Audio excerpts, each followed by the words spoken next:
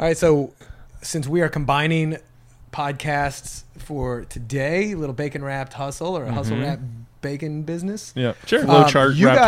You guys always bring yours in with a little beatbox and rap, and I always bring in mine with the sound of sizzling bacon. So I'm going to start off with hit it. What's up, everybody? Welcome to Bacon Wrapped Hustle. That's the whole intro. That's wiki. So we figured we'd do this. You know, Brad's got a podcast. It's pretty good.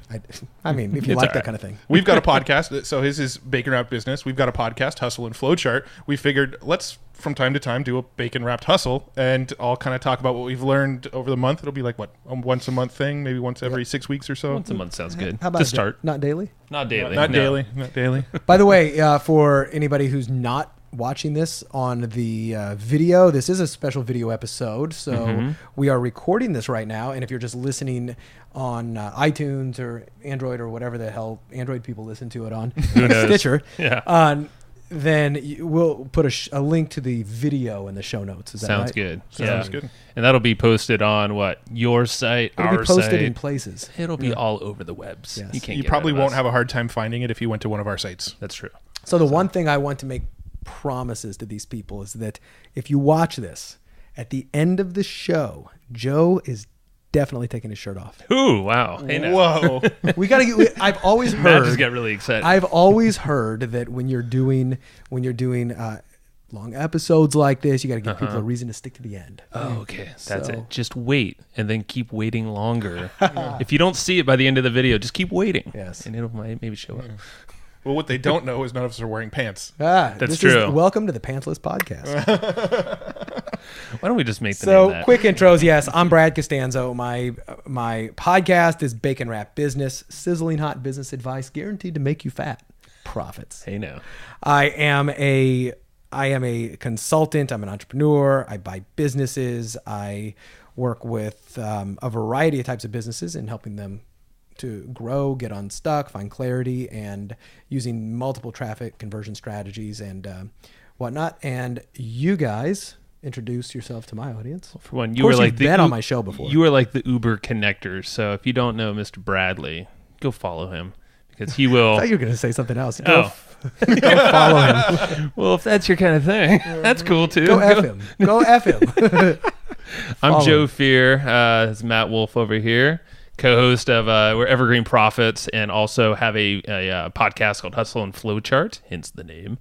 And yeah, so we talk to a whole bunch of business owners, authors, investors, traffic ninjas, all that cool stuff to help you basically work less, make more, but think a little differently in the process. Now, what a lot of people don't know is that we recently all went into business together on an acquisition. We acquired a new business that we are, I guess, rehabbing. It's a rehab. Yeah. It's a rehab. We'll It's call a- it that. it's Yeah. a great business. It's Tons surgery and sometimes. Yes, yeah. tons of opportunity though, and so we started off as friends. We became business partners, and hopefully it stops there with the relationship. There's only the one next other place it level? can go. Yeah. And talk that's to your for wives. another. So All when the we way. did our last couple podcast. podcasts, we were on your show, you were on our show. We Yes. weren't in business together yet, were we? No, I don't think so. No, We're we just weren't. throwing around ideas of this that whole was thing. about a year ago, almost Yeah. to the day, like about 11 months ago. You guys were on my show, and it probably took 6 months to come out. Yeah. No, we hassled you. We're like, dude, come on. It was so good. I was saying that. But yeah, no, we talked about owning businesses, being advisors, taking equity or a rev share part of a company, and we made it happen. Albeit it's kind of us still running the company, but we're learning, and it's probably been one of the best learning experiences we've had, all three of us in different ways probably. It's a kind of a great training reels opportunity for us because, I mean, we've all got our own businesses. We all Right. have run those, and we've done more startups from the ground floor. But this is the first time we've really I think this is the first time we've taken over an existing business. Yeah. And I really enjoy it. And as listeners of my podcast will know, I've done a lot of episodes with people who've bought businesses and sold businesses, but especially buying ones, because I'm become a big believer that it's a lot easier to buy one than it is to build one. And but I've got to admit there's a big learning curve, and you get in and it's almost like, all right, here you go. Now what are you going to do with it? It's like, oh wow, I actually have to figure out where all the bodies are buried and all the little moving parts and kind of keep it going. Yeah. And all of us are very busy, and we don't have time to just devote like, hey, let's just work on this, because Right. it's not a big enough business to just get all of our attention. All the attention. Yeah, no, it's been a good exercise in, okay, we've each got businesses. Now there's this other piece in here. How do we scale a business without us being involved on a day-to-day basis? We're having to figure that out as we go, because we don't have time to be involved, all of us, on a day-to-day basis, because we've got other shit to run. Yeah. And that's the thing. It's like, I feel like we've all bought things at a smaller level. So like we bought some courses on Udemy from product owners out there, basically rebranded it and then launched it.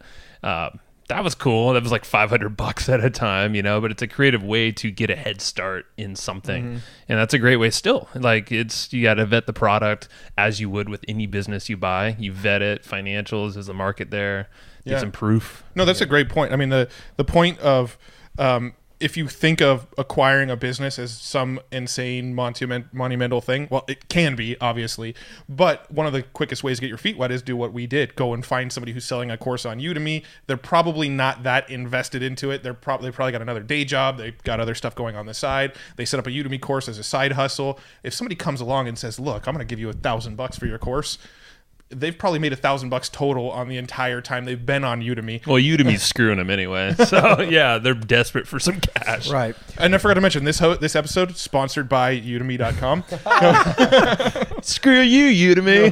Screw Udemy. No, it's funny. We actually have courses on Udemy ourselves, and I think we get like $3 PayPal commissions like once a month. Legitimately, yeah. Pretty awesome. There's a lot of reasons why Udemy is screwing their product owners, but there's a lot of good talent on there. So Absolutely. Great Well, and courses. one of the things you bring up is a big believer as well, as like, people don't have to buy a business. You can buy assets. Right? That's So what that is, yeah. can you borrow it? Can you buy it as opposed to building it? And people who listen to my show know that I talk about these two words quite a bit, and I try to put a lot of these under this umbrella of access and influence. So access being, access, like, what do you have access to? Do you have access to customers? Do you have access to product or content or distribution channels or capital, et cetera? And there's a big difference between access and ownership. If you don't have to own it, if you can access it, right? So therefore, a lot of people are familiar with doing joint ventures and affiliate partnerships. That's me accessing your network, audience yeah. without having to own it. But at the same time, like, access can mean, can I buy it? So if you're a Udemy author and you've got a great piece of content and you're not really doing a great job, how can I access that? Well, there's a couple ways. I can go out and just give you money for it, buy it, you go away and it's mine. Or I can license it. I can pay you a fee to just utilize it over here in a totally different way. You can keep selling it on your own, but I just want to sell it over here in a different way. And there's probably a number of other ways to access that as opposed to building it from scratch. And I think I wish I would have known a lot of these strategies when I was first starting off, because I think it would have shortened the learning curve. For sure it would. And the implementation curve, going, oh man, I got to build this. Well, think like you're approaching it with your own skill sets that you have, like marketing, for instance. A lot of people listening are marketers, or they know how to drive traffic, conversion, email, whatever. These people are usually just knowledge folks. Like they are, creating something on sleep, on how to code some whatever topic. So they might want to partner, and we've done that before too, where we are the marketing arm or advisors, and they're just supplying all the knowledge, all the content. And then that's one less thing you have to worry about. You're just like, I'm going to be really freaking good at what I do. Yeah. I mean, really, to be honest, we've built a business over the last couple of years around not even having our own product for the longest time. Right. We've been affiliates because I don't know, would you call it access, influence? I don't know which one it would fall under, but we're really good at running paid traffic, right? We've gotten some stuff down where we really know what we're doing when it comes to media buying and paid traffic. And so that was sort of our leverage point. We can go find other products where we're like, this is a really good product. We like this. We think we could sell this, and then use our existing knowledge of media buying to ramp up those products for people. Yeah, bingo. And access and influence in a lot of ways, we're big fans of the whole Perry Marshall 80-20 tactical triangle. And some people have seen that. If not, we'll put a link to it or something like that in the show somewhere notes. to find it. Yeah. But there's three real components to any of these businesses, especially from a marketing angle, which is the traffic, the conversion, and the economics of it. Right. So access to me is almost the traffic. Yeah. Right. I would say so. I wouldn't say that this is a perfect metaphor, but influence is the conversion. Can I influence you to purchase it? How can I access the people who need what I've got? And then can I influence them to make the purchase? Obviously, the economics in there isn't one of the pieces that holds it all together. Can I do it cost effectively so I don't go broke? Can I make money? Can I reinvest it? Can I scale? All that. Right. And that's one of the areas where I screwed up when a couple of years ago I started a private label coffee brand, and I was really excited. Stiletto coffee. And I was really excited about the brand and the messaging and everything that we could do. And I knew I could get in front of people who like to drink coffee, especially women who like to drink coffee. But I completely neglected and violated my own rules, the economics of the thing. I couldn't get access to those people and influence them to buy at a rate, cost per acquisition that allowed me to survive. Expensive coffee, or you have to do a lot of volume. Absolutely. So that was the big thing, is the profit margin. Profit margins were just way too low. And I went and neglected. I kind of had blinders on. I was delusionally optimistic. And I kind of knew that I was violating a lot of the rules that I should set forth. But I got kind of swept up in the passion of it all and the excitement. And I just, as I said, I was delusionally optimistic, which I think is important as an entrepreneur. You got to think, I'm going to make this work. I'm going to figure it out, even though I don't know how. Sure. And I think that's a common question I know we receive all the time, or like, hey, I have this opportunity or this thing, or I could do affiliate marketing, or I can make my own products. What do I do first? I think I answered this question last night in one of our groups, and I'm like, all right, there's no perfect answer. We can't see into the future. We don't have a freaking crystal ball. We can try to lie to you, but we're not. But there's at least everything that we've kind of done is like, there's a now either business or thing of focus that can bring in the revenue now to pay the bills, to gain experience, make the connection, the access, all that stuff. But maybe there's something you have access to now that you can do, but then there's a future business. Maybe it's 6 months off or a year off that you can slowly start to build in the background, or on some, a few hours here a week, not a full-time focus. And it kind of helps. And that's kind of more or less what we're doing with our homebrew site. Yeah. It's kind of like that. Absolutely. I mean, you have to kind of explore and check out new opportunities. And on my podcast, I've been doing this thing called Wednesday Wisdom, WISDUMB, where it's like, it's half wise, it's half dumb, but it's these success platitudes. And it kind of made me think of one, which is just that, pick one thing and focus. Yeah. Right? That's, to a degree, yes. And if you've got that one thing where you feel extremely focused about, that's fine. But a lot more people I've found don't have that one thing where they've got extreme confidence and passion and like, this is the horse I'm going to ride all the way in to the finish line. And those who don't actually dabble a little bit and play and experiment, I think are leaving a lot of potential opportunities unexplored, potentially big ones. Now, granted, like, I know I've been guilty of going the other extreme and just going shallow and dabbling as opposed to going really deep on one thing. Too, yeah. But I also think it's necessary because that's where the breakthroughs come. Yeah. You've got your main thing you're doing, and then you're experimenting and you're guessing and you're testing and you're exploring different things, such as, the business that we bought. It wasn't a business that I needed or I went into it wanting it, but it was I saw a potential opportunity here. I was like, okay, let's try this out. Now, I did become very cognizant of the mental bandwidth. Right? That's probably the majority of it for all of us, honestly. Right. Well, that's probably been the roughest part for all of us in that business so far, is just balancing the businesses that we're running already and that, mentally and actually the doing of it. Yep. So I would almost challenge you, like what you said is, people dabbling. Couldn't you do that if you had, let's just imagine you're a consultant, the most basic thing I feel like you could possibly, not saying it's a bad thing, but it's very simple to get started, to get clients.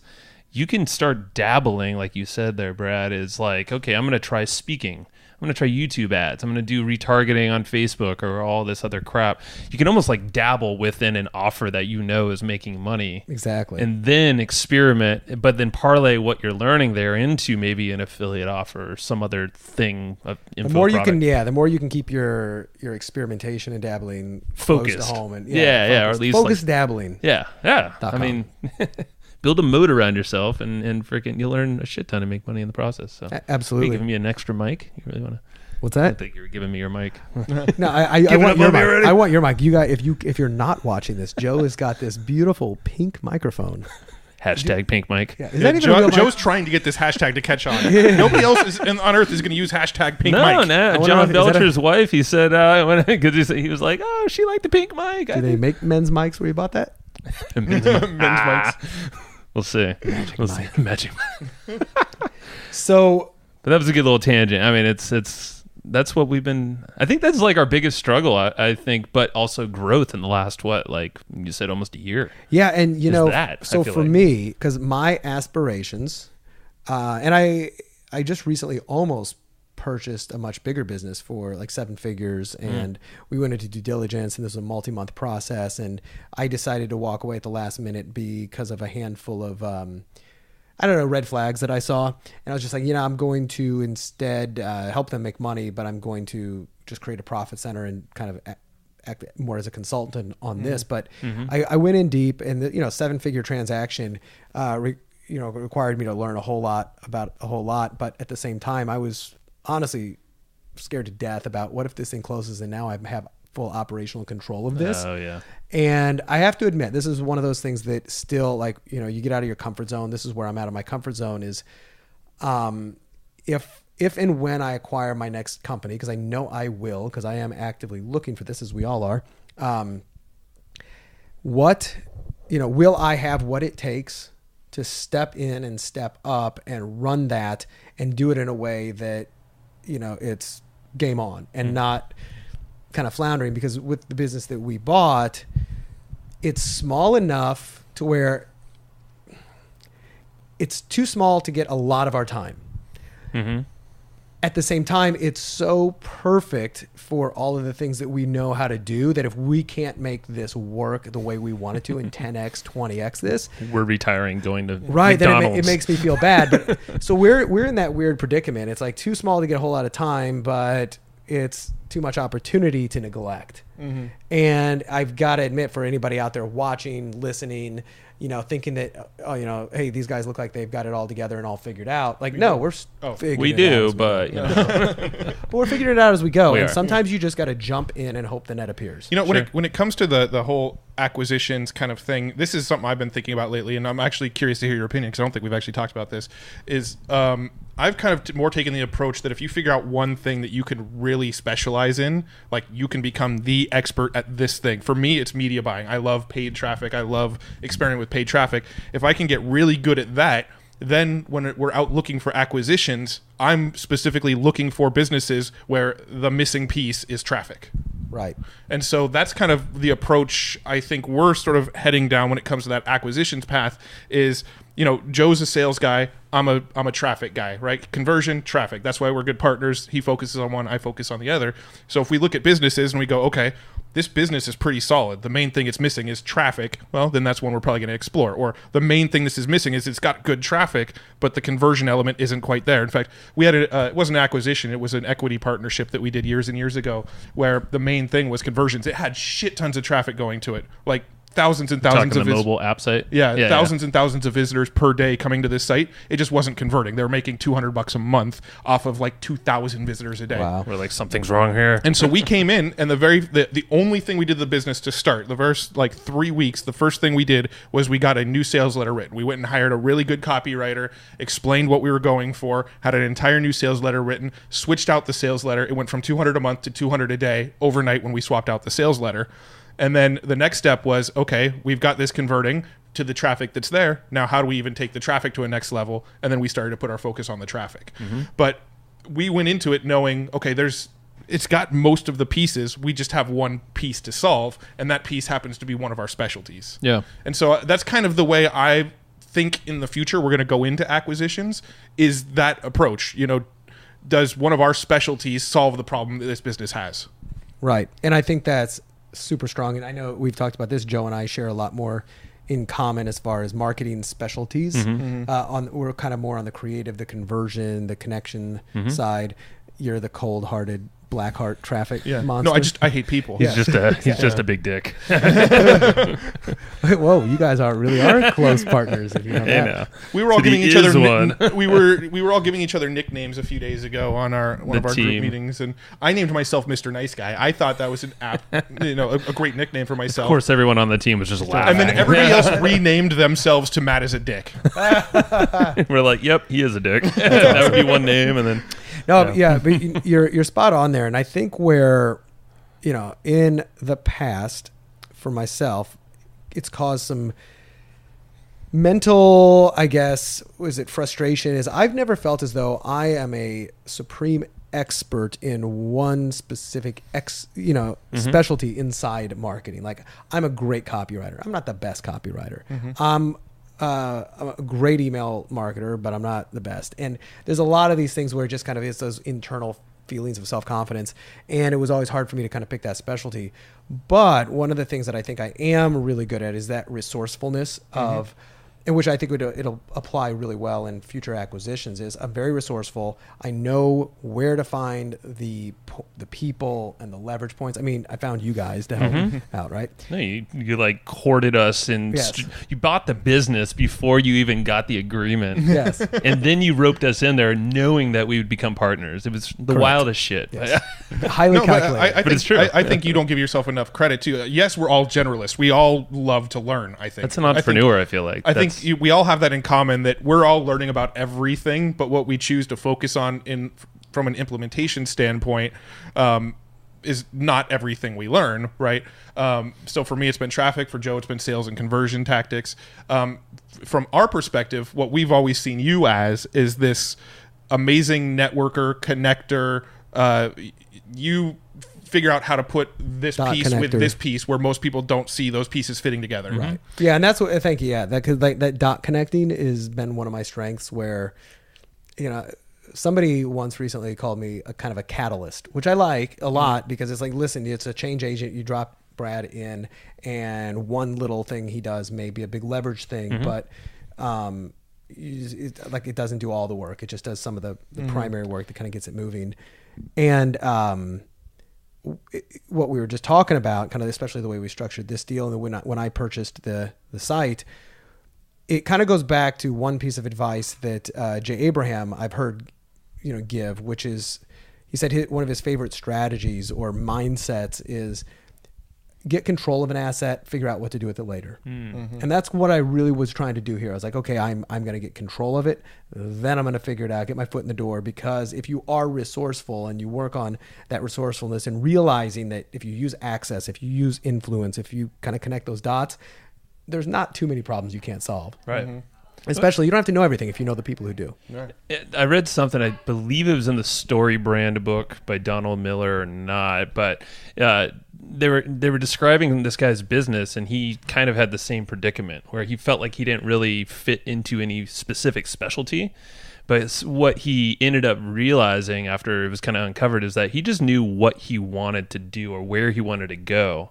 And he was able to kind of like what you said. And I feel like we do this in our own specialties, but you do it probably the most often because you're dealing with a lot of businesses, is that you have a vision for the future and you find the people or the tools or the strategies that are going to be necessary to get there. You might not know how to do all that shit because you shouldn't know that, but you know the end game, like what's the goal? Like in 3 years, we want to sell this business for $5 million or something like that. Right. How do we get there? You know? Another thing too that I've noticed about you is you're always putting offers out there. You've got a lot of stuff that's out there floating around. Like, you might see an opportunity and you'll go to the guy and say, hey, let's do this deal, and you'll throw it out there. Right. You might find another opportunity, hey, let's do this deal. And you're planting a lot of seeds all the time so that someday you may be able to sow them, Right. Yeah, I try to play the long game on that. And, you never know unless you ask is a big It's huge. thing. Yeah. That's one of the things I also talk about, speaking of asking. This is a little bit of a diversion, but it just kind of made me think, talking about acquisitions and buying companies and uncovering opportunities. If anybody's out there runs a marketing agency, if you're a consultant, if you work with clients, I find it mind-boggling that people don't ask better questions such as, so have you ever thought about selling this business? And because that's where these opportunities get uncovered from. And a lot of times they go, oh, well, what do you have in mind? Or what would you sell for? As we were sitting here, I literally got a message from a guy just saying, hey, do you know anybody who buys, X, like these types of businesses?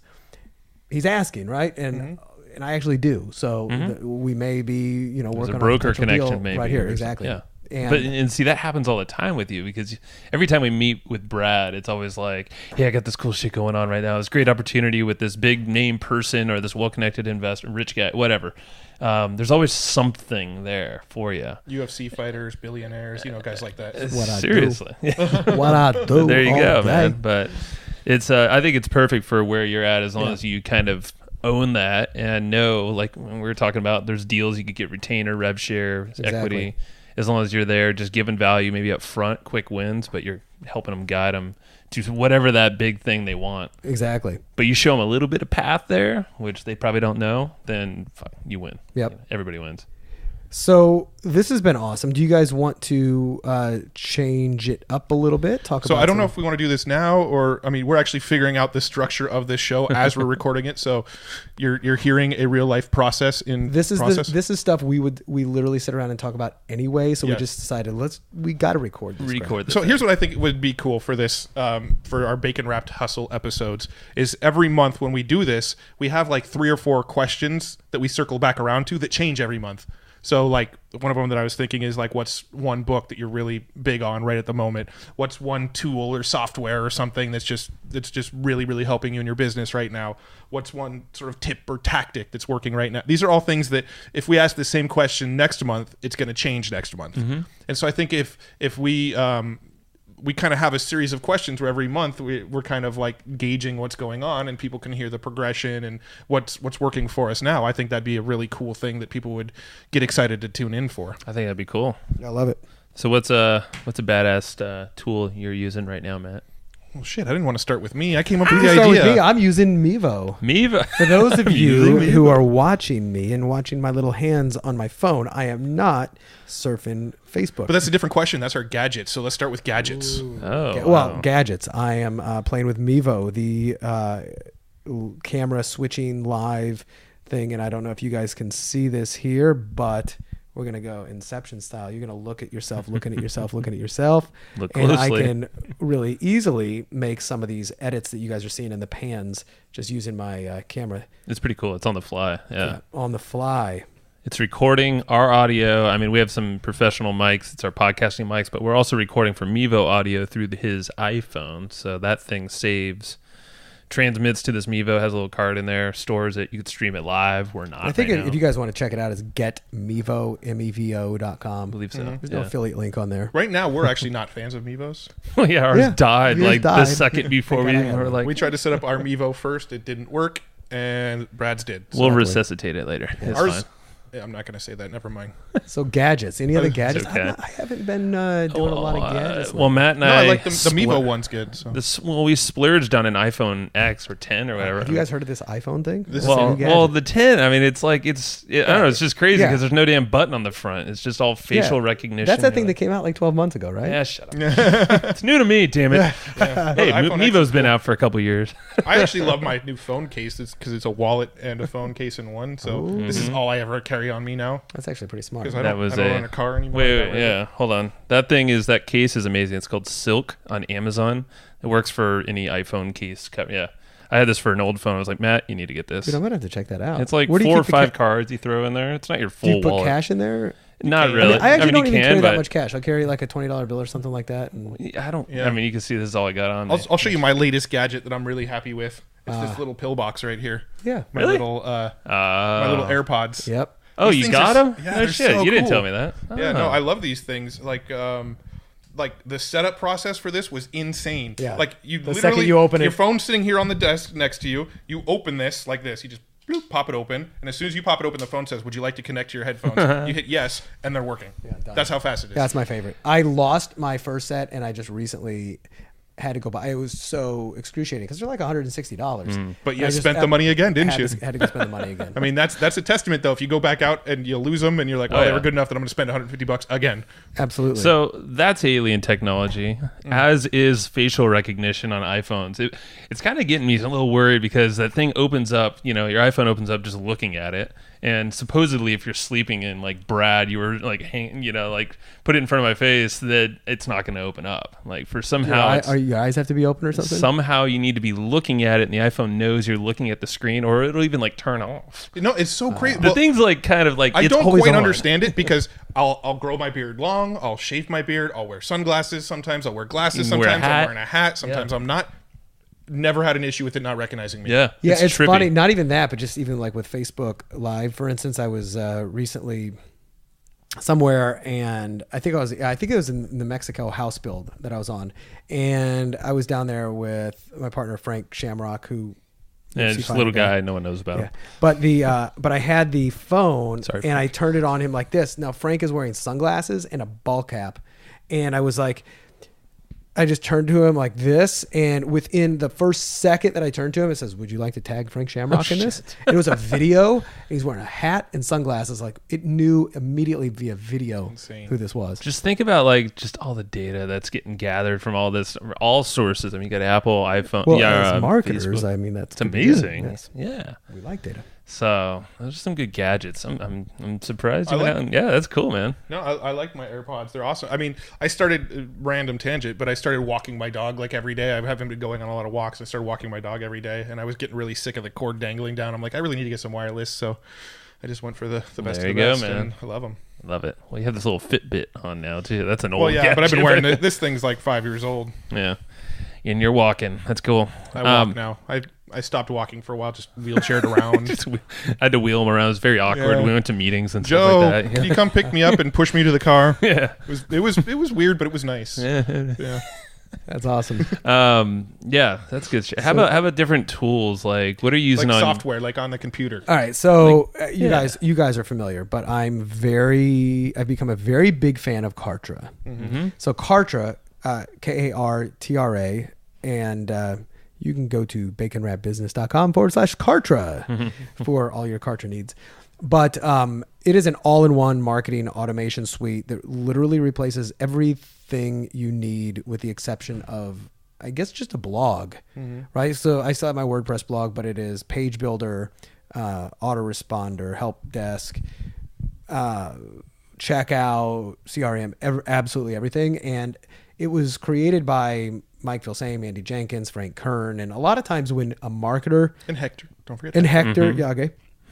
And when a lot of times when a marketer creates software, it's janky as hell, and it's like, okay, they threw it together for a cash grab, but this is totally different. This one I'm really happy about it because I don't have to integrate different things with it. I can just get in. It's pretty intuitive, and it saved me a lot of money just by getting rid of other autoresponders and page builders. And you kind of get the impression this is their long game. Like, this is the long game. This is kind of what they're planning on doing for the future.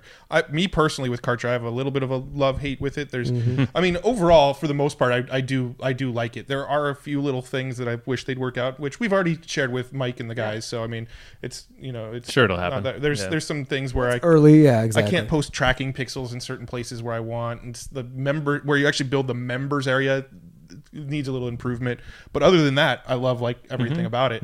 I'm still big on Thrivecart when it comes to like the actual checkout page. There's a lot of features. Yeah, like Thrivecart goes deep on just the checkout page, which is amazing. But yeah, Kartra, like you said, like there's some little things, but like the tracking on that thing, I think when we tracking analytics, because we used it for launching the first product for our craft brew site, homebrew site, and we were blown away by, like, you send the email through Kartra, your sales page is Kartra, your order form's Kartra, and your members area, and that whole thing is like you could track to the minute detail of how like which emails freaking fired off a sale. Some of the automations in there amazing. are insane. Like Yeah. if they watch 25% of the video, send them this email, tag them with this, put this offer in front of them. If they watch 50% of this video, then tag them with this, send them to this video and this. Like some of that stuff is just like insane. And then they've got the, like when you're logged into the members area, they've already got the card details on file. So you can put like a one-click upsell once somebody's logged in just to add to their members area. Some of that shit's really... I love it.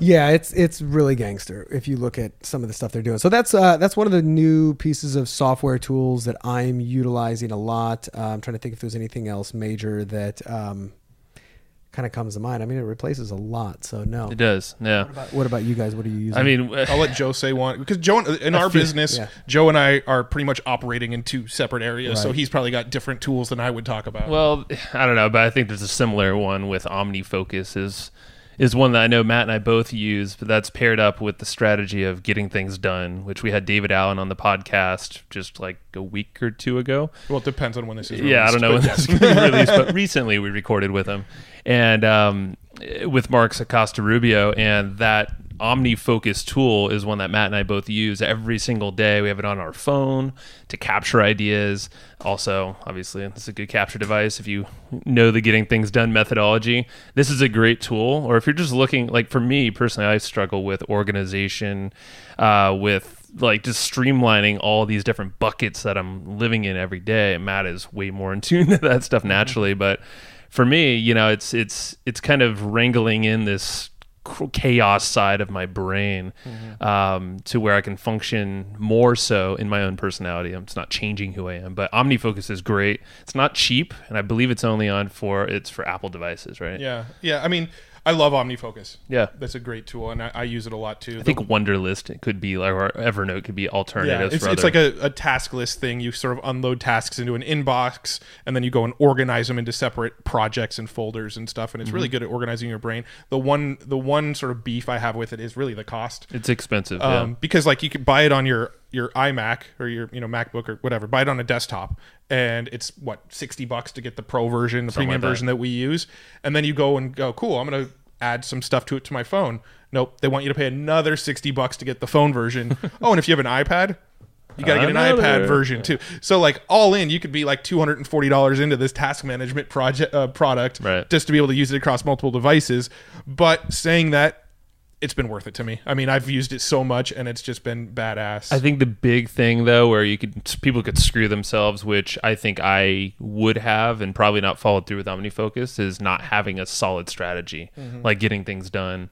Luckily, we had have a mentor, Mark's, a coach, to kind of help us with the little minute details of how he would structure stuff. But definitely I would recommend, if you think you need some organization, don't just jump into the tool and think it's going to be easy, because it won't be.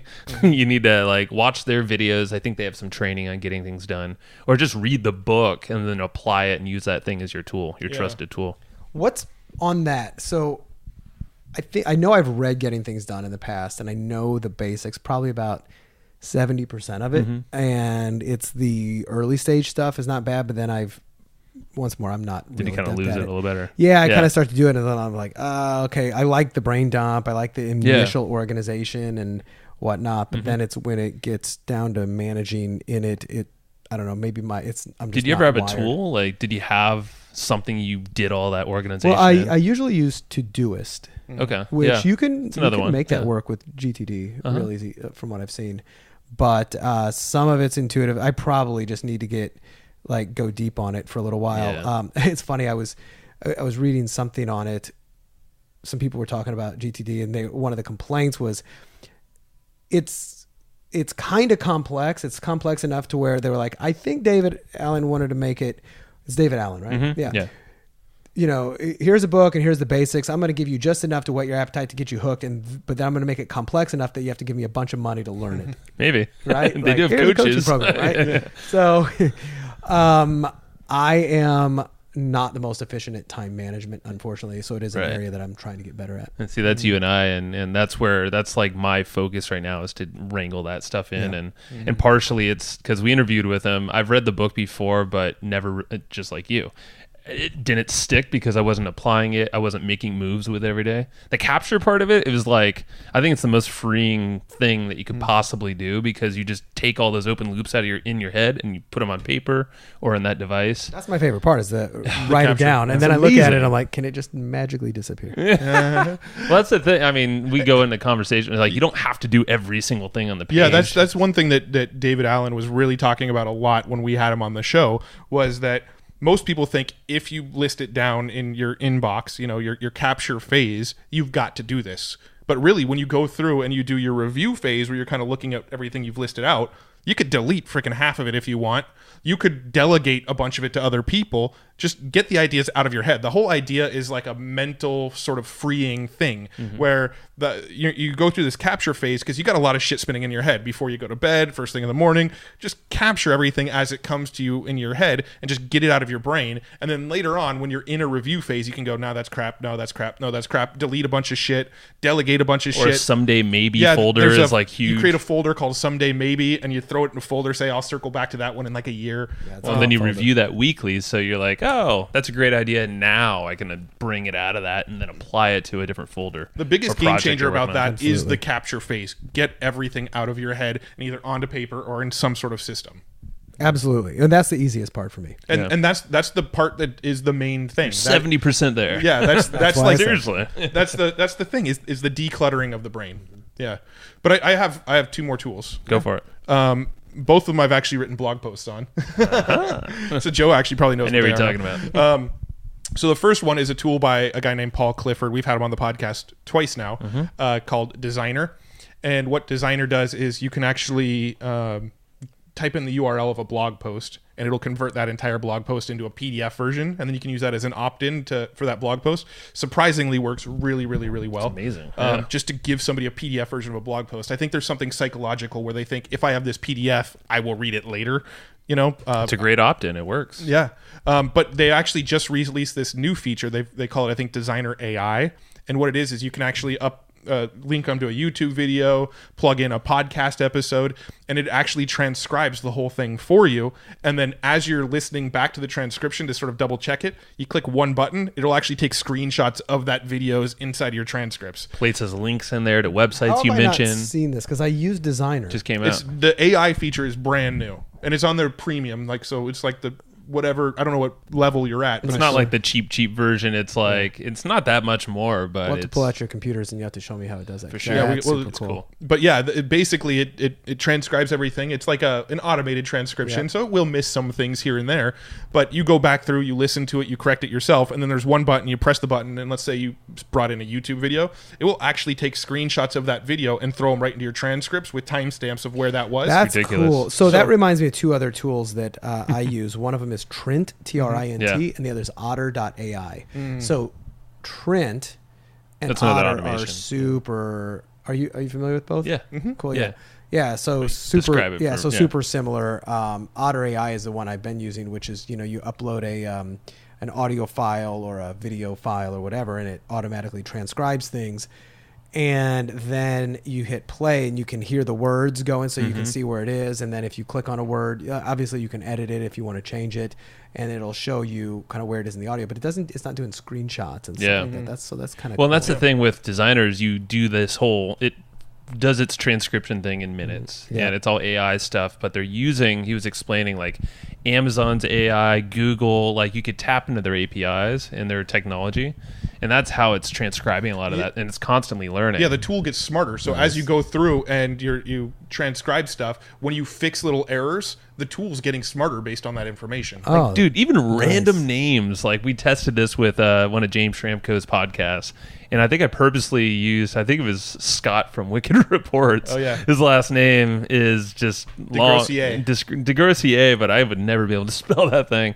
And it nailed it. I was like, how the hell did this happen? But really, yeah, that's fantastic. So, I mean, still, it's not perfect, and But Paul will be the first to admit that. Just imagine like you're making a tutorial video or something. It doesn't have to be on YouTube, but let's say you make a tutorial video that shows you how to set up your first Facebook ads or something. And you make this video and you're like, okay, so you're going to click on this button in the top left corner, and then you're going to scroll and you're going to click this button that says create ad here, and then you're explaining the whole process. Well, before, if you got the transcriptions, they're not that helpful, because if you look at the transcription, it says click here. and then go to this link over here, right? That's what you're showing on the screen, but it's irrelevant in the transcription. Now, if you throw in little screenshots in there, you now have an ebook that you can sell with that tutorial. So let's say this is a product right here, right? Let's say I want to make a Facebook ads course. I can go and sell the ebook version of my Facebook ads course for $20 or whatever. That's cool. And then if you want to upgrade to the video version and make it the little bump offer for $20 more, we'll send you the actual video. Bam. You know? I'm You actually got a looking product. forward to the moment we quit this recording so you can we can play with that and you can show me. Damn That's super cool. Yeah. And it doesn't it pick out like different speakers too? It can, yeah. No, it'll name them based off of what tag, and then it'll say like, okay, well, that was Joe all the way through here. That was Brad here, Matt. Yeah. So I mean, as podcasters, it's come in super, super handy because our last like 10 episodes that we've transcribed, we've just thrown them into Designrr. Well, you can see an example of this in the show notes. At least we'll put it on Evergreen Profits. I'm sure you'll take exactly. it too. But yeah, you'll see them in action there. Yeah. So one more tool. Yeah, you have another one. And this one, actually, the blog post just went live as Friday. of the recording, it went live last Friday.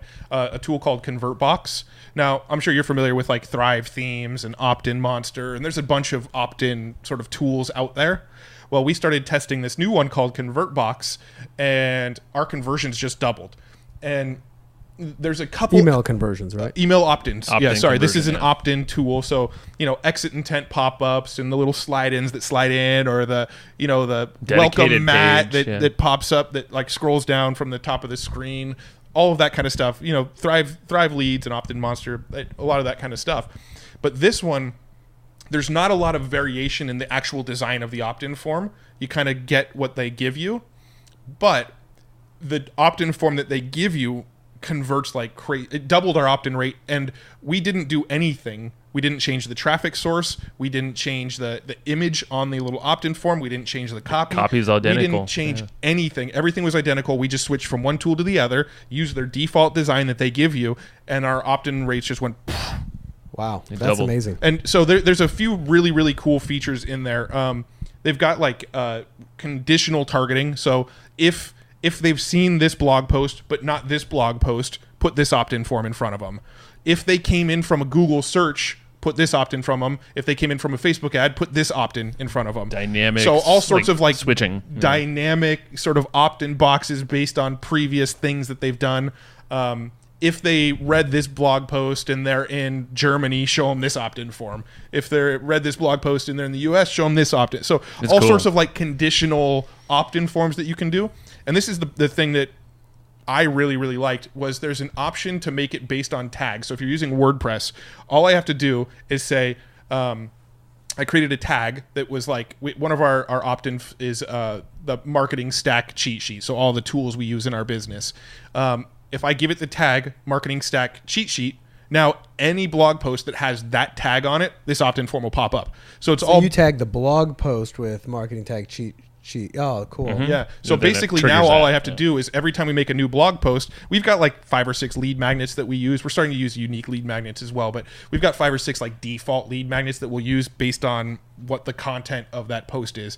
So if we talk to like a financial guy, like a Phil Town or some of the cryptocurrency guys we've had on the podcast, we've got one opt-in that's very relevant to those types of conversations. If it's a mindset guy, we've got a different opt-in. So now all we have to do to make that opt-in work is we publish the blog post or the podcast to go live, and then I just give it a tag with whatever lead magnet I want it to pop up, and it's just on there. What are you guys mainly doing for your more unique lead magnets, especially as they apply to individual episodes? We make a cheat sheet, like a Cliff's Notes version of the episode. So we have a whole process. Patty on our team does that. She manages all of our content, writes our show notes, does transcriptions and things like that. What she does, and this is great, this is easily something you can have anyone on your team do, or hire it out. She listens to every episode, takes extensive notes, like I think handwrites all this stuff. So she's just like jamming it in her brain where she like knows this stuff probably better than Getting pretty smart. yeah, I'd say so. Good free education, huh? Well, actually, we're paying her. Patty. But yeah, so she takes those, then creates a cheat sheet, which is like a couple of pages or longer. And those are like Cliff Notes version of every podcast. And usually we'll highlight a process or something that like step by step someone can just download and then implement. Yeah. Do you know approximately what the per episode like conversion rate is on that, at least on your blog post? On the unique ones? On the uniques. Well, yeah, in general. top But of of the it. I people who haven't land on looked- your page and look at it, like what? On the unique ones, I actually haven't looked at the numbers fairly recently. But I would say a good... Our old numbers before we were using this convert box, we were getting like a 3% opt-in rate. Yeah. Now we're getting a 7%. That's good. So And that's literally without any customizations of anything. So, in part, from 3% to 7%, the unique opt-ins where it's like, okay, we talked to Brad Costanzo, he talked his 7-step process to buy a business. 0% opt-in. Here's the cheat sheet to get those 7 steps, right? Those we might see like a 10% of the people that go to that page. Right. It's a little boost over what you'd see on our default opt-ins. Cool. I like that. good tools. Cool. Tools are great. Tools are great, but And we'll list all of these in the show notes. I don't know if Brad will for his people, but we will for our people. We will now. he's just going to copy and paste Yeah. from our page, and we're going to go to Google and be like, slap him, stealing our content. Just call me out. This will be a fun one because we need to publish this on the same day. Shut up. And All right, and challenge we'll to you, so man. you'll be this will be like in stereo. This will be 2 different places on iTunes. Yes. It will be. Yeah, it's stereo.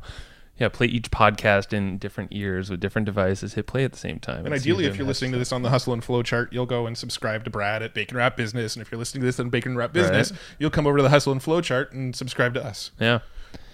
But All right, so what we got? well, I know you, Brad. You've been hanging out at this beach house recently. You've been Beach House 1. Yeah, Beach House 1. That's its name. Beach House 1 implies there's going to be more. Yeah, Exactly. or are there more already? We're working on it. We're working on it. Can Beach House 2 be Maui? Right? Ooh, hey, no. Well, let's wait until the fires and the hurricane go away. I think we're just going to take over all all of Mission Beach. Okay. That's fine. That's I'm closer for actually, us. rumor has it, I'm going out there on Wednesday Rumor. to take a look at a place right behind it that is for rent. Oh damn. And we'll see how that works. Okay, Deb then. just called me and told me. So, You know. yeah, one of these episodes of Hustle Wrapped Flowchart, you might The name's just going to different- change every time. Every isn't it? damn time. That's fine. you may see us out at the BH because one of my most recent podcasts you can see. I'll put a link to that potentially. Maybe we should get our like GoPros of us on scooters, but like a thing that's like out here looking at us Yes. as we're going down the boardwalk. I like that idea. I don't know how we're going to hear each other. Maybe we'll have like headsets like Backstreet Boys or something, you know? But I like sync. that. you see where this is going? Yeah, out of sync. That'll be our name. So since we're at 52 minutes now, let's Are we? Oh, damn. let's wrap this wrap it up. Bacon wrap it up. Fine. Well, I want to talk So I we like can keep how you going because I want to pitched your talk about thing. books. But what else did you want to talk books and also like kind of a killer tip tactic Ooh, that's yeah. working in your business We have right those? now. Oh, Well, we could probably come up with some on the fly. about? Yes, I'll make something up. let's do that. All right, go Okay, for who it. wants to go first? So let's start with books, and then we'll end with the tactics Okay. because I think most people came for the tactics, and we're putting it to the end, and then Joe has to take his shirt off. So we've got that. damn too. it. You're- That's right. You start with a book. Let's do a book first. Actually need to pull my iPhone out and look up the name of a book. I Am I want to do that reading? too, except that I'm using my iPhone for Okay, I'll camera start switching. with me. I don't know how you're for going to it. find your books. No, you in my just brain. you just listed them out to us at lunch. I just had to remember the name of my book. All right, so the one I'm reading right now, one of a couple, is Story Brand by Donald Miller. It's a great book. It is, and I'm about 3/4 of the way there, but the thing is absolutely amazing. If you're trying to figure out how to actually tap into your customers' minds in a totally different way that most people don't, unless you're like an experienced copywriter that knows all this shit, this will give you frameworks, and literally it's like a free thing online you can map out and swipe and use for, like, if you're writing emails, sales copy, your videos, any kind of presentation to people you want to influence. This book will show you the frameworks. And I think the biggest aha was, there's like, you're talking to not only their external problems, like if someone's trying to make money with whatever, oh yeah, you want to make more money, great, that's surface level. That's not really what they're feeling like inside. It's the internal struggles, the external. It's the world struggles in like their daily lives and how the world should be, those struggles. If you could speak to all those and then give a clear call to action that follows up where they can trust you, you can empathize. Damn On it, too much phonics. I'm coffee. learning to read. You can empathize with these folks, but also show your authority. It's like you combine those two things in his little templates he gives you. You're freaking on fire with anything you're selling. And constantly, I'm reading this book, and then I have my OmniFocus out, And I'm like, holy shit, that's something I can implement. That's a little tweak on the sales page. Just little things like, I read this last night, is like, okay, give them 3 steps anytime you're trying to like tell someone to do something. Tell them like, okay, what happens before, let's say they want to buy a product. Say, okay, well, figure out like where you're at, what you're looking for. You give them like an idea of like kind of give them like a list of things that they can invest and say, okay, this is what I want to learn. Then you say, okay, well, join the course. And then after the fact, now we're going to walk you through these couple steps here that are like the common next steps after purchase. And it kind of helps answer objections that people normally would ask or maybe never ask and just go away and not buy. So you're almost like answering this, and you're just growing trust prior to ever even asking them to do something. And it's just like 3 sentences. That's one way to just push them over the edge without any real selling. Love it. So StoryBrand's amazing for everybody. Yeah, super. So you've been on fire? I have. Does that make you an entrepreneur on fire? I will be. Why? I'm just wondering if you're ready to ignite. Oh, damn. JLD's like our favorite listener. He loves us. Don't be throwing shade at I'm not throwing shade. I'm just saying. Where did that come from? I just heard you say you've been on fire, how- and it made me why think of is- entrepreneur I on didn't fire. even know I said Why that. is it I don't say, are you ready to sizzle? Are you ready to sizzle? Please start. I need to start. You should. Do you want me to go, or do you want to go? You go. Hopefully Brad can You figure out literally his just books. looked straight ahead and said, "You go." Well, I was I'll- thinking. I looked at your phone Oh, because you had books out. Come on, Bring Matt. it. There's a Bring it, reason. Matt. okay. So so right now I'm actually reading Clockwork by Mike Michalowicz. That's, I'm not. That's not the book that I'm going to mention. You just did. I did, Too but we're late. gonna have him on the show, and we'll dive deep into that We will. book. I'm only like a couple chapters in, so I don't want to give a full review yet. The book that I was going to mention is going to be a really nerdy, sort of data-driven book called "Making Websites Win." Just kidding. It's probably a good book. It definitely is a good book. It's an amazing book. It's called I'm looking at my iPhone. Making Websites Win. Apply the customer-centric methodology that has doubled the sales of many leading websites by Carl Blanks and Ben Jessen.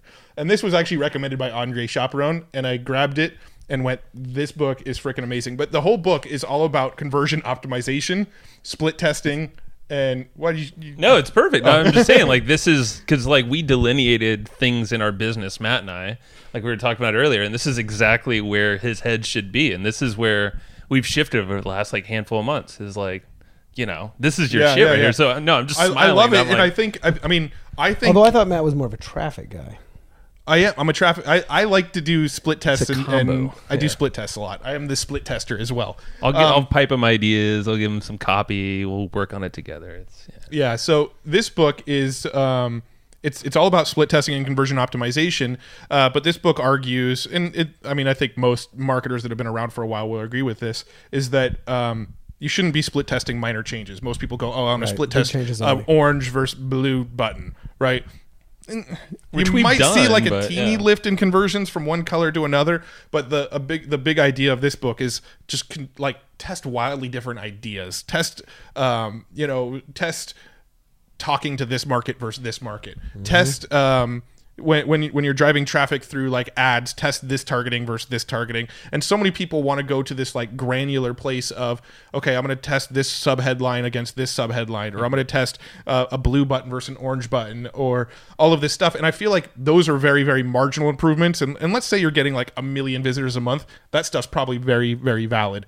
For the rest of us who aren't getting 1 million visitors a month to our website, you want to test very, very dramatically different pages and offers. Absolutely. And this book is just loads and loads and loads of ideas of things to test. I think I actually have that in my Kindle. I think it was because of Andre, either your recommendation or Andre's. Yeah. Andre emailed his list about it, and Yeah, I think that's why And I I got went and read the description. I'm like, this is a book I need. Perfect. What's that called again? Making Websites Win. Cool. So a few of the books off the top of my head that I'm reading right now, Few. because that's the easiest. I'm reading Jordan Peterson's 12 Rules for Life, An Antidote to Chaos. Highly recommended. Really, really good stuff. I am reading a book called Goalless Living. I think it's Goalless Living, or Living Goalless, or something like that. What it was, yeah. And it's just a really interesting, I'm only about like 30 or 40% through it, but it's just a really interesting argument about why fuzzy goals are better than SMART goals, which is the SMART meaning specific, measurable, actionable, timely, whatever, You missed an measurable, R. whatever it is. Something. Yeah, realistic maybe. Very specific where goals, it's super we'll call them. specific, Yeah. and I've always kind of operated by very fuzzy goals in my own life, and this has some really interesting concepts about how, instead of using a map, use a compass, and instead of just goals, use aspirations, and a little bit of language changing, but it's interesting. It's it's not a marketing book, but it's just general mindset. But it's something stuff. I think we all relate to. Absolutely. Like we were talking about this at lunch, is this whole thing of it. Like it's really tough sometimes, and I don't know, maybe it's easier for some people, but to figure out, all right, where the hell are we going? Like, what is that big thing we're after? And I doubt it's always going to be the same thing for the rest of our lives. But this thing, I like the whole analogy of use a compass. Yeah, and the compass, and then you talk about, this, it's how a ship goes to its destination. It's not usually a straight line. Mm-hmm. It's doing the zigzag kind of thing.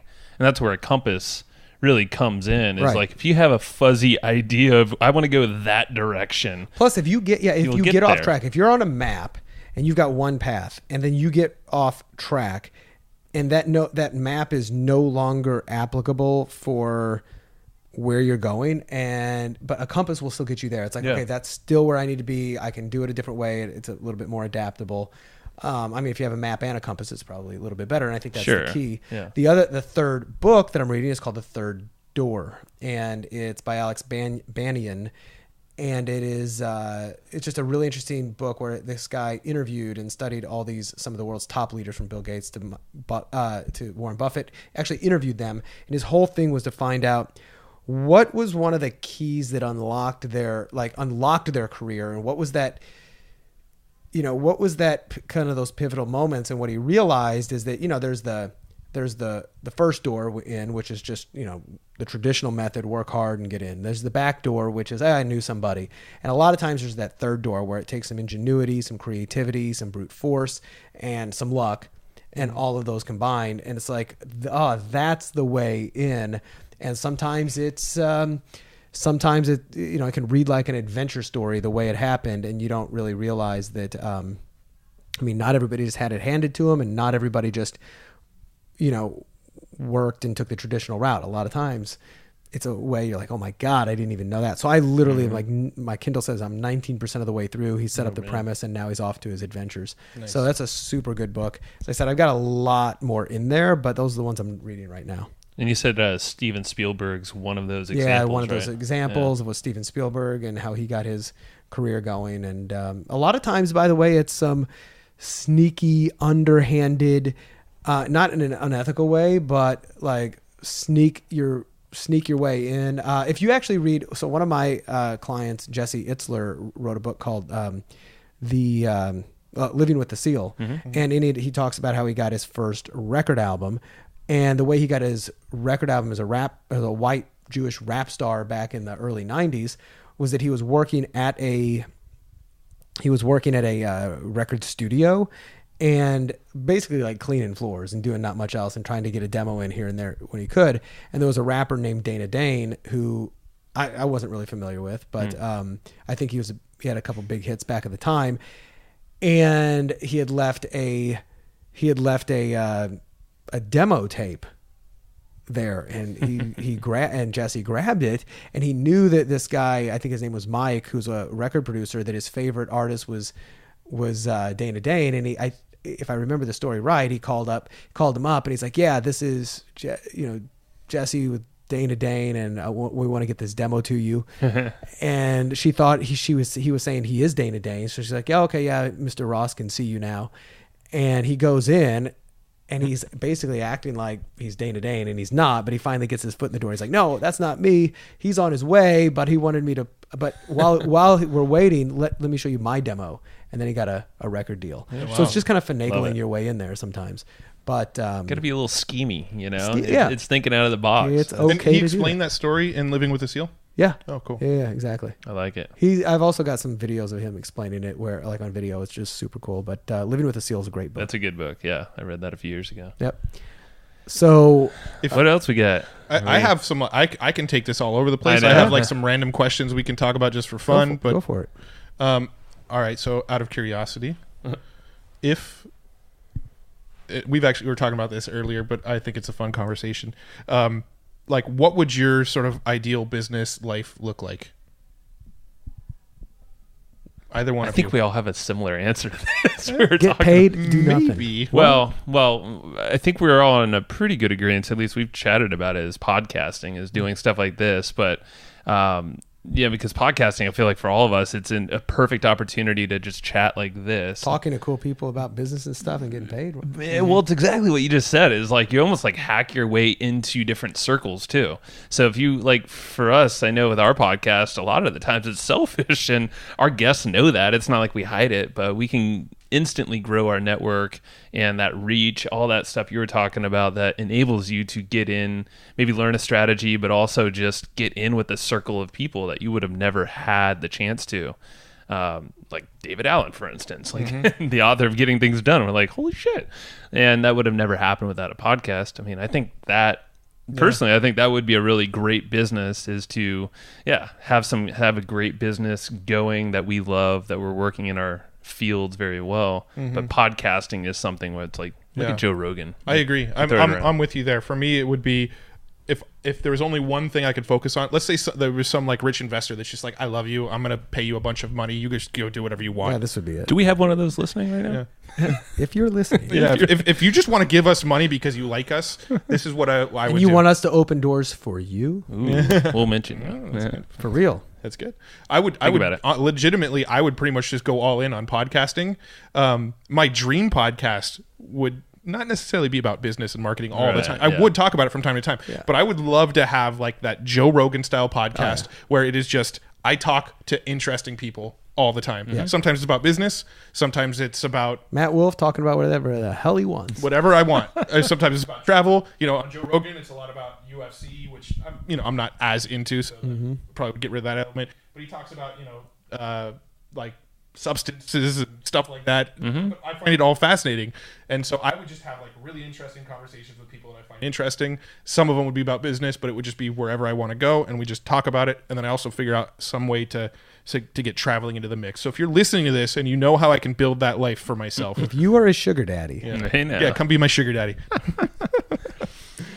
Mine's real similar. You know, the only thing that makes me think that wouldn't be perfect is the, you know, if money's no object and got to do this, like, I don't like the idea of being tied to it all the time. Like, oh my man, I got to get it out. So like, you know, a Tonight Show host or something like that would be phenomenal. Be Jimmy Fallon or whatnot. But you're also tied to it. Taking a month or two off is harder to do. Now with podcasting, it's easier because you can backload a lot of episodes. And we're also working with a travel podcasting kit right now. It's true. Absolutely. Could do this from So anywhere. it's not.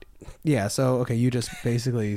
And you know, took we have a crap on great process where you can hire it out, that's editing, true. uploading, show notes. That is true. I mean, So- ideally, so my ideal scenario would be I would have a studio, probably not unsimilar to the one we're in right now, Right. where there'd be like a big table. Yeah. The mics would be kind of permanently mounted there, and I would have a studio guy your job is to hang out in the corner and make sure the audio is coming out good. Just make sure 100%. we're talking, and that's it. Now, Yeah. I agree with you.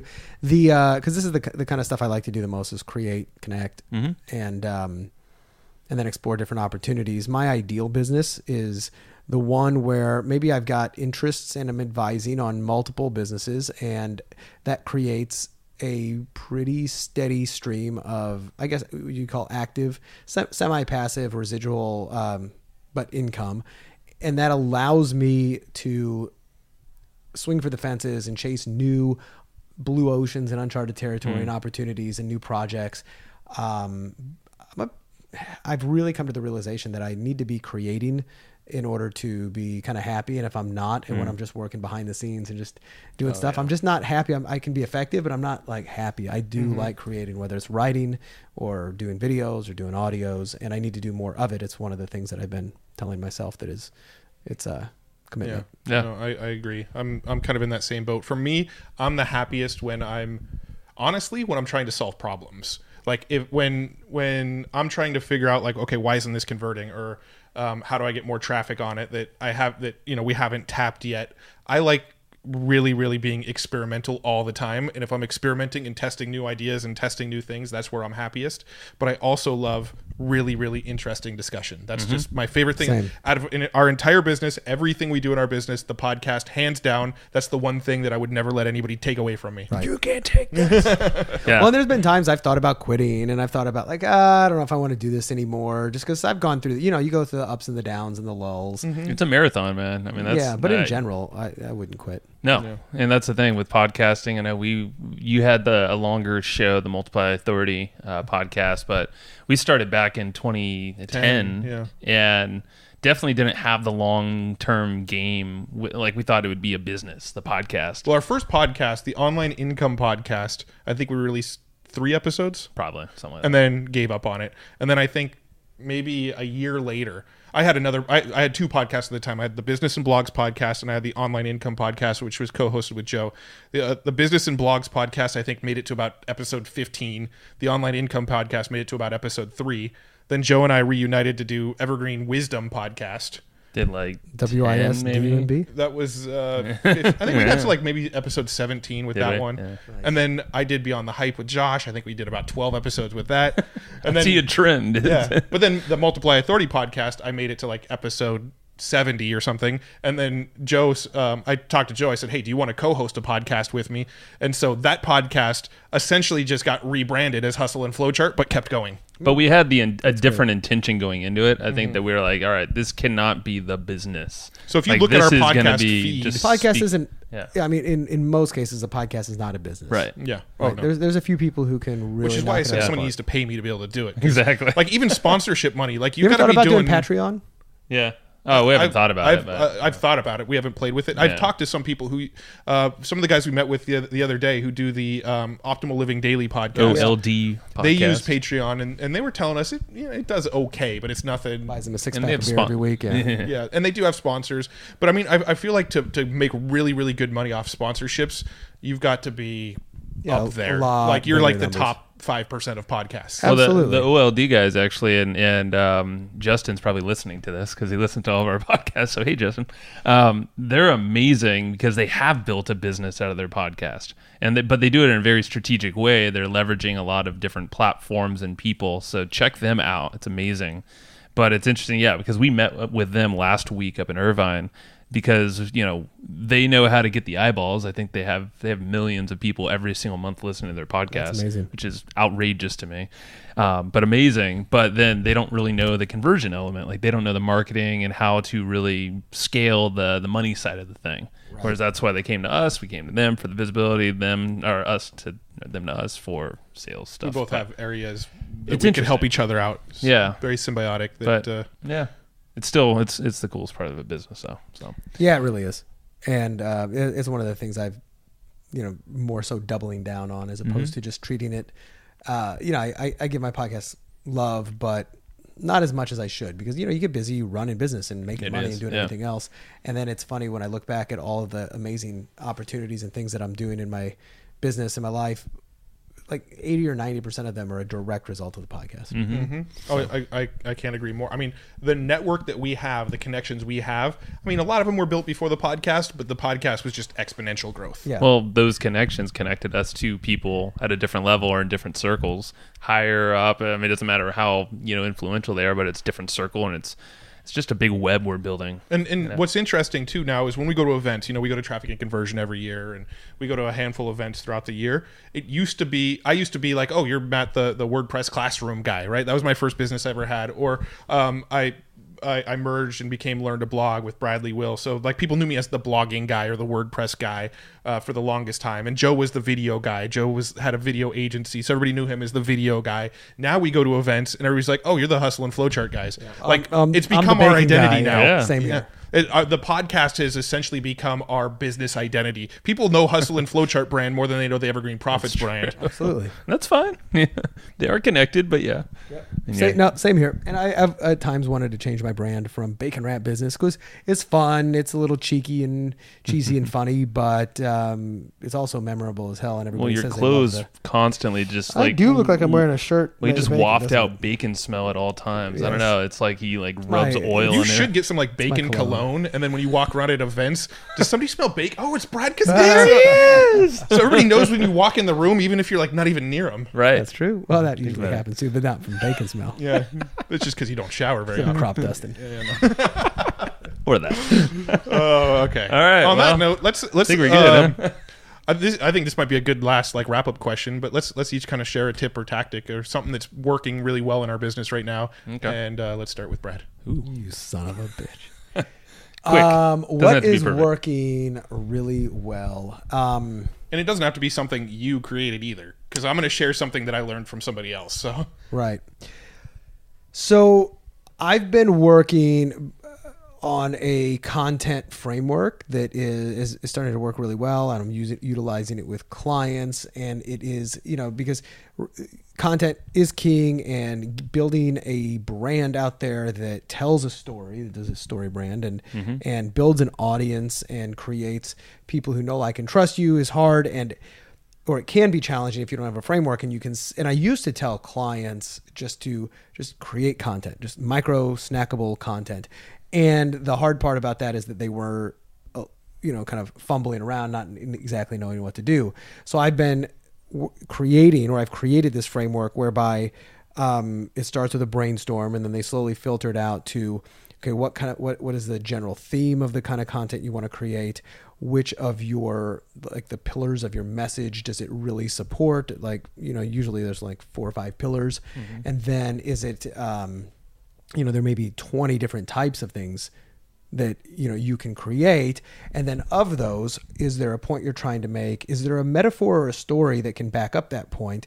Is there a moral to that story? Is there a kind of a call to action? And, a call to action, especially if you're trying to do content branding type videos, doesn't have to be, hey, opt in to get my ebook. It can be, so next time you're going through this, I want you to stop and think and do this or write this down. So it can be an action you can get the person to take without you. And by doing that, you're kind of, you might be giving them a result in advance that they can apply and then, have good rapport with you. And it's just starting to make it a lot easier for the clients that I'm working with, going, oh, okay, now I can see how I can start to distribute content, different types of content that support my message. So I love it, man. Something that's working. That's cool. I dig that.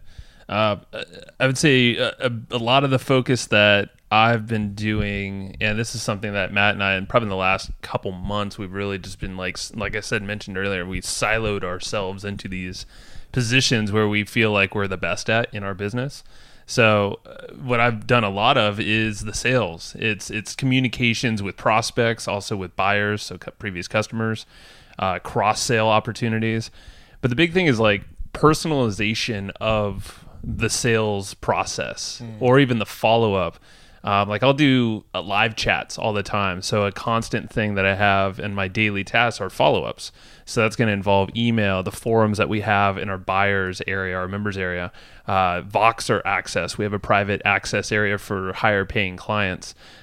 We have mini chat. So it's the live chat, messenger chat. We have our Facebook groups, all those things. I pretty much have this list that every day I go through, and the mini chat might be multiple times a day, but in those chats, I'm not only talking with them, I have some macros and stuff, so I'm not making things up every single time. So it's a time efficiency thing. But Loom videos. I think I learned of Loom from you originally. Loom's great. And I use those when I see an opportunity where I know this person's going to watch it for one. If they're halfway engaged, I'm probably not going to do this. But I'll shoot a 3-minute video and they'll say hey, how does this work on the back end of Thrivecart, for instance? And I'll show them how to integrate. I'll just shoot a Loom video, fire up the camera. I'll have my face on there and, complete this video, personalized for them with their name in there, call to action at the end, give them a good reason to follow up and actually ask me a question. Cause I always try to create an open loop. In every single message, so it forces them to respond. It's usually just a simple question, and then from there, in the Loom video, in the title, I always put their name and the date. And if I know it's going to be multiple videos, there's probably a number after the date. But I know exactly when they view the video. It's in the email, it'll kick me an email or notification. So if they don't respond, I'm not going to be like, hey, I saw the video, Bob, or you saw the video, Bob. I won't be sneaky like that, but I'll at least go after them a little harder, or ask them specific questions about that video. And these people, like I've screenshotted things to you, and they're like, "Holy shit! You just gave me like 90% more education and before even buying the course than." Totally. And they're like, "I'm in. Like I don't even know you, but I trust you so much more. Where do I buy?" Dude, this concept of the mini chat plus Loom is effing insane. Like it's so killer because like you said, basically you're going and people are asking a question about Thrivecart or our traffic course or something that we're selling, and Joe will be like, let me explain it to you real quick. He'll go and hit record on Loom real quick. He'll go in the back end of Thrivecart and he'll be like, hey Bob, thanks for your question. Here's the answer. You drop that into ManyChat or just in the Facebook Yeah, Messenger? you grab the Loom link and Either, you drop it straight into ManyChat and say, hey, here's the video I just shot for you, and it's personalized to him. And those people always come back and go, holy crap, thanks so much for doing that. That is amazing. You guys go way above and beyond. But the other aspect of that that's so cool is these people are writing our sales messages for us. That's true. Like these questions that are coming up, those become objections that we put on our sales messages that we use in our emails. The feedback they give it would be way easier if this happened or you did it this way. We use all of that feedback, and for our traffic course, people ask questions about the traffic course and they might say, hey, do you teach how to do branding videos?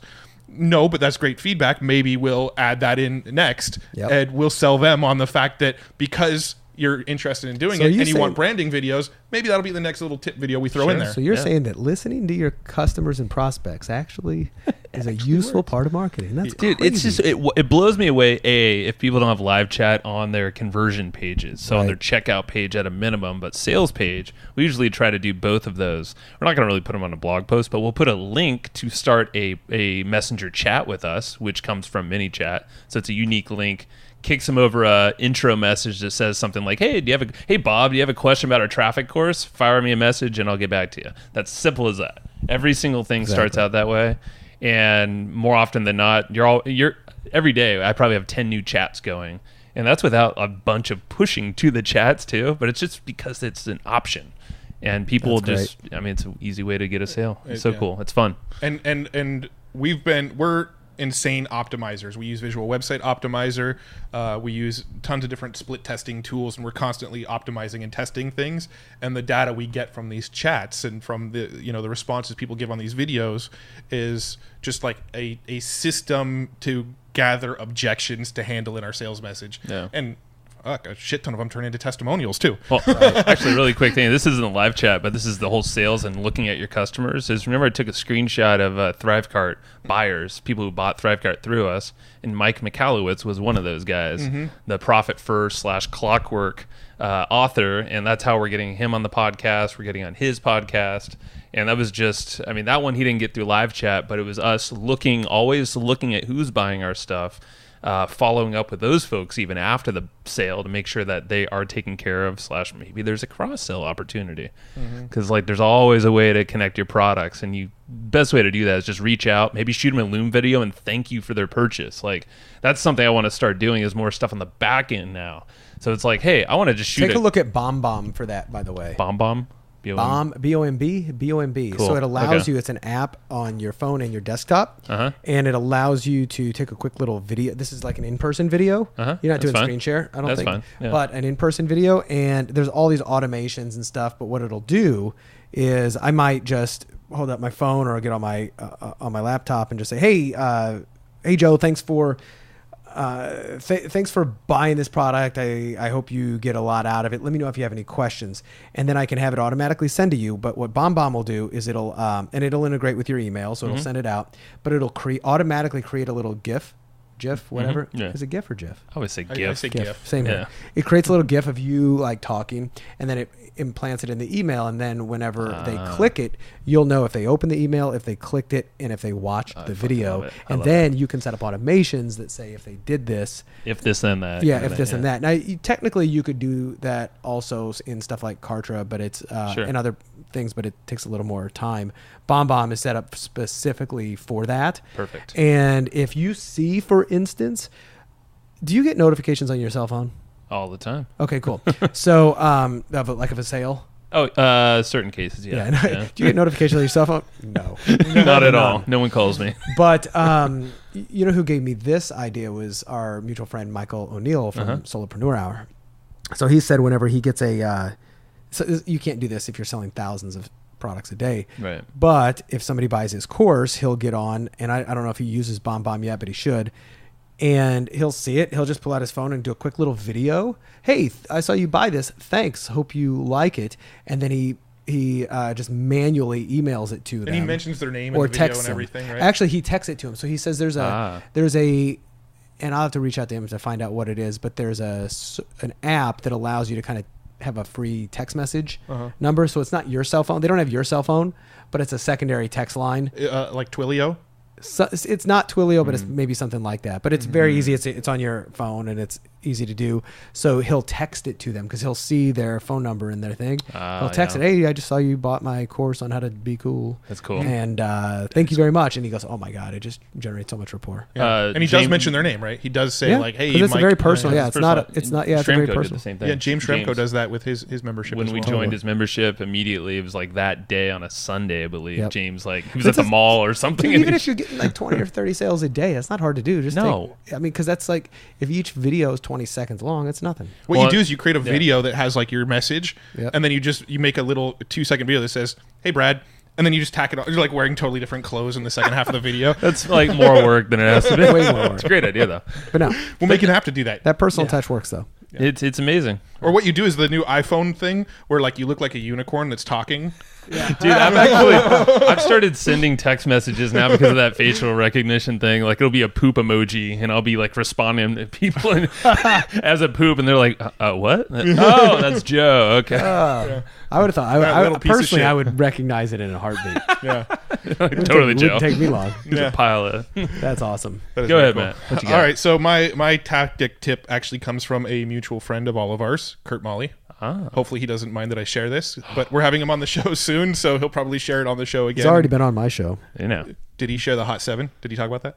He did. Okay, so I'm going to mention the Hot 7 because that thing has been working insane. So one of the feedback, the comments that we've been getting a lot lately from people is, holy crap, you guys are everywhere. I'm seeing you everywhere. I get on Facebook and it's like a different video. You guys must be like shooting 10 videos a day because I can't get rid of you guys. $1 million budget. Right? This is the power of the Hot 7 technique that Kurt teaches.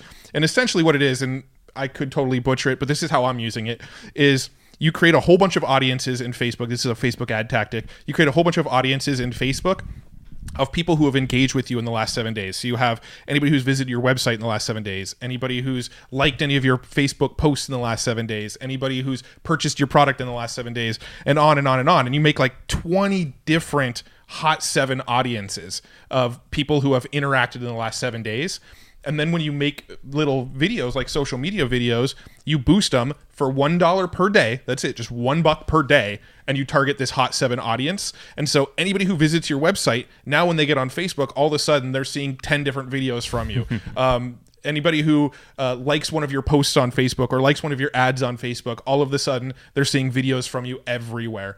And you can use this Hot 7 audience too when you have offers to sell. So when you have an offer and you want to go after some low-hanging fruit, these are your most recently engaged people. You put those offers in front of the Hot 7. But just that little tactic of creating these audiences of people who've engaged on your website, your Facebook fan page, your Instagram, any of that in the last 7 days, and then targeting them with all of your videos, all of your blog posts, all of your podcast episodes, everything for $1 a day, it just blows up your brand like absolutely overnight. It's insane how effective it is. And you can do this for, obviously it depends on how many $1 a day ads you're setting up, but like $20 a day and you're everywhere. So with that, and to back it up, what were the numbers you just shared with me Friday? I think you're like, check out the 30-day numbers based off of this strategy right here. So when you're inside the Facebook ad dashboard, most people look at impressions, right? They look at how many times has this ad been seen. Impressions isn't a number I really cared that much about, because what impressions is if somebody sees it 3 times, one person, that counts as 3 impressions. But there's another number in the Facebook ads that I think you have to turn on. I don't know if it's on by default, which is reach. And reach is how many people have seen your ad. So if somebody sees it 5 times, that counts as one person in reach, right? And so I actually ran the numbers of how many people have viewed our videos in the last 7 days. We were at about, 149,000 people? Oh, that was only 7 days. Was it? Maybe I did 30. I don't remember what screenshot I sent you. Really? That's good. Even 30, I'm happy with that. Okay, so it might have been 30 days. I don't remember exactly what I showed Joe. But it was, so within let's just call it a 30-day period, our Facebook videos, our blog post, pretty much all of our ads that we're running on Facebook have been seen by 150,000 people, and we were paying 3 cents a view. It's ridiculous. And Kurt and I went into that whole paradigm shift quite a bit, which is a topic for a whole nother episode. Oh, yeah. But which you can get on Bacon Wrap Business. Go get it. But And soon on our podcast. Yes. Just the idea that stop just thinking about what's my click-through rate, like what's my cost per click, but it's like what's the cost to get somebody to view most or all of my content, and then it's all of a sudden you start thinking, wow, it only cost me 50 cents to get somebody to watch a 10-minute video. Yeah.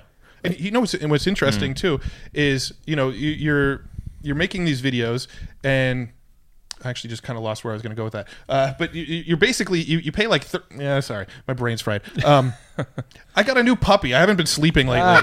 Excuses. What I was going to say is I really wish I was in a fucking band right now where I could use these strategies, because we were in bands back in the day. Right? Dude, we could make a lot of money. I'm serious though. You could get so much exposure with knowing just some little things like this to get in front of your target audience. I don't know. I just think of that. And I'm not going to go that route now, but go ahead. Maybe that jogged your memory. So we're running these for $1 a day, right? So you set up one of these things, like one of these videos, and we put it out there for $1 a day. And what Facebook's going to do is they're going to try to get you as many views for that $1 as possible. So you can do the same concept with like $10 a day, but it won't be as effective because Facebook goes, cool, now we have more money to play with. Right. But if you go and set this at like $1 a day for these ads, and you target this Hot 7 audience, you're getting like 2-3 cent video views, and all of a sudden you're getting 150,000 people have seen your stuff. Bingo. And here's what most people don't realize, and this was a conversation we dove deep with Billie Jean on, was that the brand is so much more impactful than most people think. There was a time in the internet marketing space where people went, branding is bullshit, don't focus on branding, it's a waste of time. We've found quite the opposite, that branding has actually been more impactful for us than a lot of the direct response stuff we're doing, because branding makes everything so much easier. So if we're seen by 150,000 people, and people are just seeing us everywhere, if you get into our ecosystem, and in the last week, like and trust, you've seen like 7 videos from us, and they're like, these guys are fun, these guys are cool, they're goofing off, they're teaching me stuff, this is awesome, I love these guys. Now when I put an offer in front of you, you're gonna be a lot more likely to buy because you've been seeing us everywhere. So if I'm selling you on a traffic course, and I put an offer in front of you that says buy our traffic course, you're probably gonna be thinking, well, this traffic course is probably pretty good because I see these fucking guys everywhere. Doing it. That's the power of branding. Yes. That's the power of these branding campaigns of like these 3 cent views, and we're getting in front of 150,000 people. Well, now that's 150,000 people that now know who we are when we put an offer in front of them, and we're that much more likely to make the sale. Well, and what I talked about a minute ago with the tactics that's working for me, which is that content framework of what content to create, it's with this exact same thing in mind, because if we know that snackable micro content that builds your brand and educates your audience is what works. Well, what content do we have to create to reverse engineer to make that happen? And that's, I've talked to a lot of people on the phone and live chat, and almost everybody listens to our podcast. They've seen our videos, they've seen our ads for different affiliate products too. And it's great to hear this, because it's confirmation, and this is part of talking to your customers too, is you'll learn the stuff that's actually working. Because a lot of this, you can't track every single one of these videos. We are starting to with the Wicked reports, but that's a slower game. But it's just really cool to actually talk to someone, and they're like, dude, I listen to every one of your episodes, or hey, I love Thrivecart, I found it from you, I see your ads everywhere for that. I'm like, yep, all right, there you go. I love it. My favorite thing to hear is when I get messages from people that are like, holy crap, you guys must be spending millions because I'm seeing you everywhere. And it's like, nah, I spent $1 to get in front of you. Or less, much less. Yeah. It's amazing how that works. Good stuff. It's so cool. Well, I think we kind of covered everything. First show? I think first Success? First hustle wrap bacon chart. Yeah. Was that high-fiving the audience? Sure, yeah. Boom. There we go. Thank you for listening, and thanks for listening. And obviously, if Brad. you are a subscriber to Bacon Wrap Business, but not to Hustle and Flowchart, go smash the subscribe button over there, and vice versa, of course. Vice versa. And if you guys want to get a hold of me, you can always reach out to me directly at askbrad@baconwrapbusiness.com. And I don't know if you guys. We don't put want out to your talk to email. people. No, I'm I just know. kidding. I know Matt doesn't. Joe might. Though. Joe will talk to Fire me everybody. an friendly. email, man. I don't care. Joe's a Joe at friendly dude. evergreenprofits.com. First time I've ever actually put it out there. So shoot me a And message. Based on man. the fact that your email is joe@evergreenprofits.com, do you I think know. people could get a hold of me if they wanted to? Where do you think his is? You don't want to talk to Matt. Exactly. I'm just the dick, apparently. So we're gonna do this again sometime. I Of course. Let's, this is let's gonna be. This is gonna another be month or so, huh? Absolutely. We'll So make it should happen. we go out the way we came in? All right, everybody. Thanks so much for listening to Hustle Wrapped Flowchart with Bacon on the side. It was a great episode. Thanks for Brad for joining us. Thanks to me and Joe for joining us. If you haven't already, go to baconwrapbusiness.com, subscribe there, and hustleandflowchart.com, subscribe there. That was perfect. Bye. Later. Bye, Felicia.